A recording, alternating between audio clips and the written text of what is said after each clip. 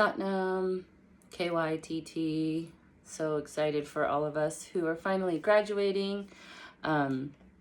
Just wanted to share, I think, 2 points or 2 specific things that have completely changed and transformed me being in the program these past 14 months or so.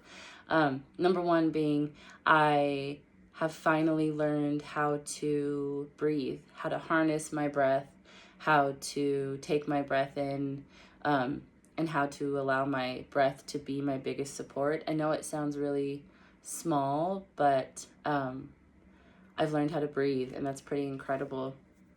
And then number 2 being part of the breath, learning how to breathe is I've had an overall just expansion, I would say, of my spirit, of my energy, of my heart, of my awareness, of my empathy for myself, for others. So yeah, those are 2 main things. There's a bunch more, but yeah, I just wanted to share those 2. Satnam.